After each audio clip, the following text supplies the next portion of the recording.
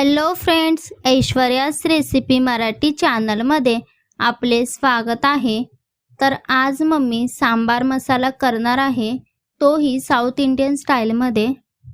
जर तुम्ही सांबार मसाला बाजारातून विकत आणत असाल तर हा व्हिडिओ बघितला तर तुम्ही सांबार मसाला घरीच बनवाल।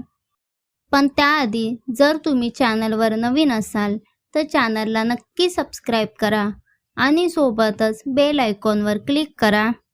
चला तर मग मसाल्यासाठी लागणारे साहित्य पाहूया। त्यासाठी इथे 50 ग्राम धने, 10 ते 12 काश्मीरी लाल मिरची, 1 चमचा जिरं, 1 चमचा राई। आता दुसऱ्या वाटीत 1 चमचा तांदूळ, 1 चमचा चणा डाळ, 1 चमचा उडीद डाळ। आता अजून एक वाटी घेऊया। त्यात 1 चमचा काळी मिरी, 1 चमचा हिंग, 1 चमचा हळद, अर्धी वाटी कढीपत्ता। ह्या मसाल्यामध्ये कढीपत्ता महत्त्वाचा आहे। 1 चमचा मेथी दाणे, हे भाजायचं नाही आहे। चला तर मग बाकीचे मसाले भाजून घेऊया। त्यासाठी गॅसवर तवा ठेवला आहे। त्यात आता 50 ग्राम धने, 1 चमचा जिरं, 1 चमचा राई लो फ्लेमवर भाजून घेऊया। हे आपल्याला चांगले खरपूस भाजून घ्यायचे आहे। बघा आता चांगलं खमंग असा वास सुटला आहे। हे चांगलं भाजून झालं आहे, ते काढून घेऊया। आता त्यात तांदूळ आणि डाळ भाजून घेऊया। सांबार मसाल्यामध्ये तांदूळ घालणे महत्त्वाचे आहे, त्याने मसाल्याला खूप छान टेस्ट येते। हे पण चांगले भाजून घ्यायचं आहे। हे आता भाजून झालं आहे। त्यात आता काश्मीरी लाल मिरची भाजून घेऊया। तुमच्याकडे जर काश्मीरी लाल मिरची नसेल तर तुम्ही कोणतीही सुकी लाल मिरची वापरू शकता, पण मम्मीने इथे काश्मीरी लाल मिरची वापरली आहे।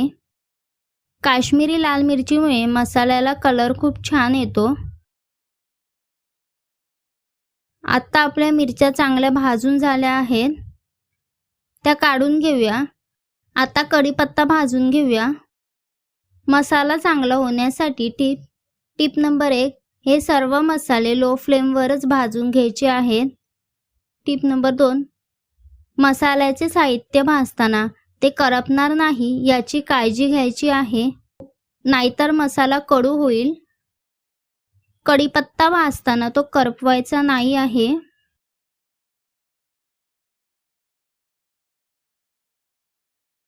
आता आपला कढीपत्ता चांगला खरपूस भाजून झाला आहे।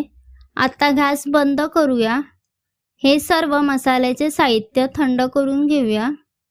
थंड करून झाल्यावर एका मिक्सरच्या भांड्यात मसाला घालूया।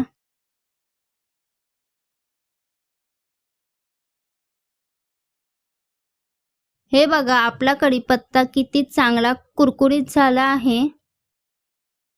त्यात मग मिरच्या पण घालूया।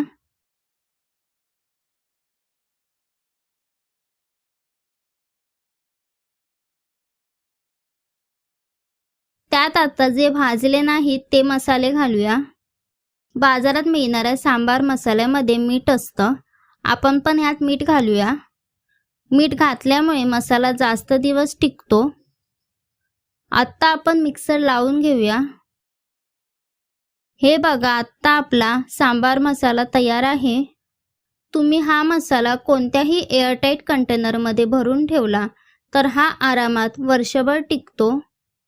तुम्ही या पद्धतीने एकदा मसाला बनवून बघा, तुम्ही बाहेरून मसाला विकत आणणार नाही, इतका मस्त बनतो। तुम्हाला हा व्हिडिओ कसा वाटला हे मला कमेंट करून सांगा। व्हिडिओला लाईक करा, शेअर करा। अजूनही जर चॅनलला सबस्क्राइब केलं नसेल तर चॅनलला नक्की सबस्क्राइब करा आणि सोबतच बेल आयकॉनवर क्लिक करा। धन्यवाद।